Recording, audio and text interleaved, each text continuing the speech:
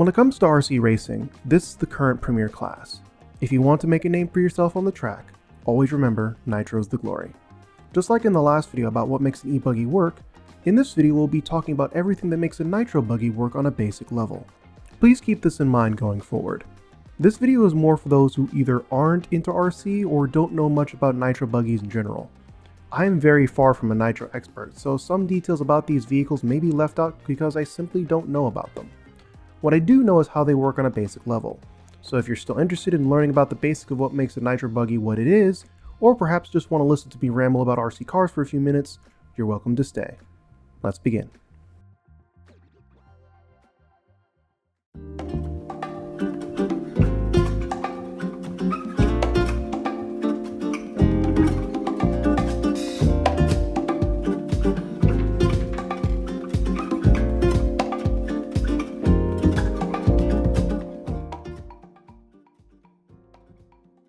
Let's take a look at the Nitro buggy we'll be featuring. This is an RC8 B4.1, specifically Mark Moon's B4.1. This particular buggy was put through a rebuild recently, so everything should be nice and shiny. Before we look at the internals of the car, let's start with the body. Nitro bodies are usually cut in a different way compared to e-buggy bodies. This is to make room for all the things you'll need to gain access to during a race. Those being the top of the engine with the glow igniter and the cooling head, the fuel tank and tuning screws. Don't worry, we'll talk about those in time. Moving on to other things we can see with the body on, the wheels and tires of this particular buggy are J-Concepts relapses in the green compound. One thing to note about tires in the RC world is that in the Nitro racing, depending on what surface you're racing on and what tires you're on, tend to not last too long, especially on abrasive surfaces like you'd see in some tracks in Europe and many outdoor tracks in the United States during certain times of the day. This is partially because of the power these engines are pushing out, partially because the surfaces we race on are extra abrasive, but also because of how soft the tires usually need to be in order to gain traction. Moving on to the suspension of this particular B4.1, like I've mentioned before in other videos, this buggy is a pillow ball car. Pillow ball cars tend to drive much more aggressively compared to C-Hub cars. This is a side-by-side comparison between a C-Hub suspension system and a pillow ball suspension system. Also, if you're concerned about how much toe out the buggy has, don't be. This is normal for pillow ball cars. Moving on to the shocks of the buggy, they work in a very simple way. The shock body is filled with silicone oil with a piston on the inside that is attached to the shock shaft, which helps guide the piston up and down. The piston also has holes in its construction to allow the silicone oil to pass through at varying speeds. The outside of the shock, you also have the spring, which helps support the car and set the shock back to full extension when on a load. You can tune these shocks by changing any number of things, such as the number of holes in the pistons and how large they are, the stiffness or softness of the springs, and the viscosity of the oil. There are some other things that you can change beyond those three, but those are the ones that most often are changed. The other things helping support the car under general cornering, general acceleration, and deceleration are the sway bars, or the more technical name, anti-roll bars. These pieces of piano wire are there to do exactly what they say in the name. Keep the car from rolling too much under suspension load. The thicker the wire, the less roll you'll have. The thinner the wire, the more roll you'll have. Pretty simple. Generally speaking, you'll have a thicker wire in the rear and a thinner wire in the front due to how much force the rear is usually put under. The last thing I'll go over for the outside of the car is the wing. Wings on RC cars, despite what some may claim, really do make a difference in how the car drives. This is both because of the weight of the wing, which is why some have opted to use Lexan wings instead of plastic, and the design of the wing. The two main types of wings we have these days are the wicker bill wing like on my buggy, and a razor style wing on Mark's buggy here. Wicker bill wings tend to provide more calm driving feels at high speed, whereas the razor style wing will be more agile if a bit unstable. Be sure to experiment to see which one works best for your driving style.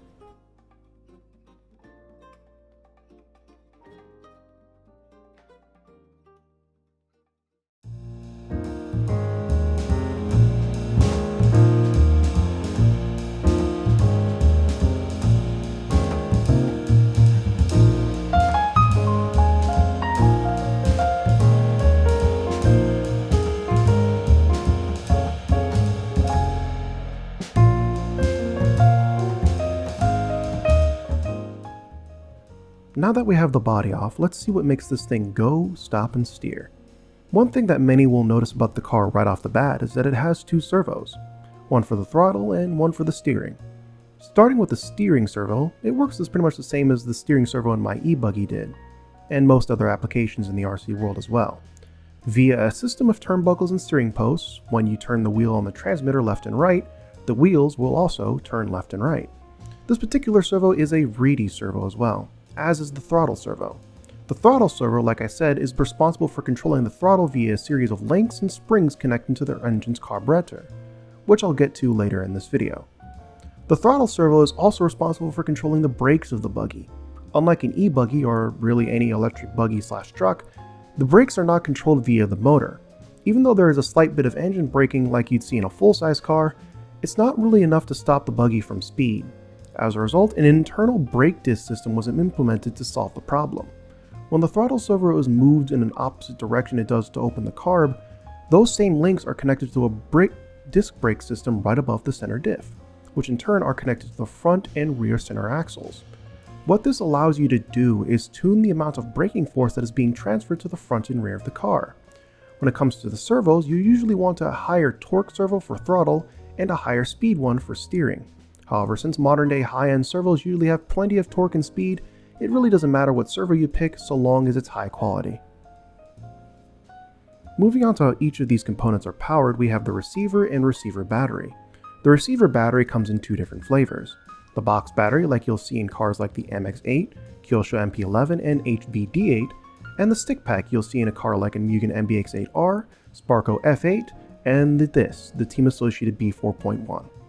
Now if you look on a website like AMain, you'll see there are two different compounds of batteries that are available as well.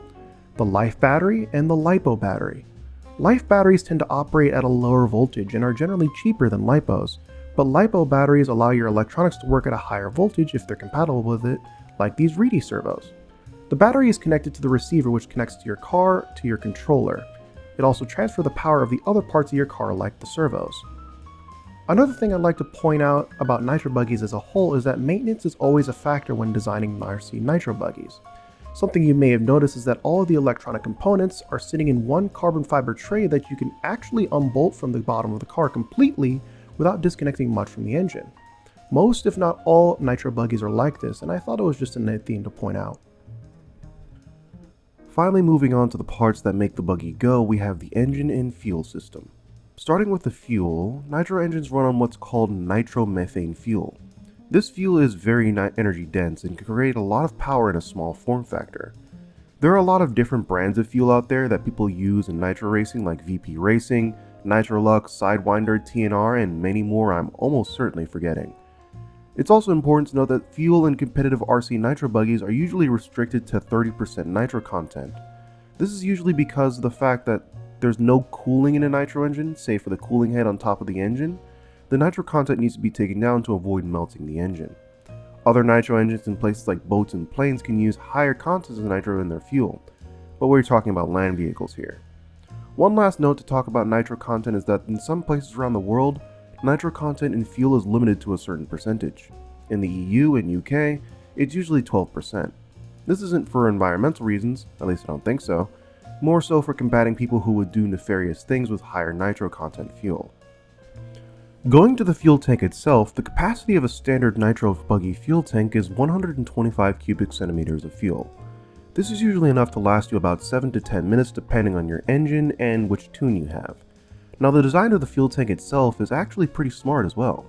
As you can see on the inside of the tank, you have a fuel filter that connects to the fuel line which connects to the engine's carburetor. Now something you might know about RC racing is that people make mistakes and flip over.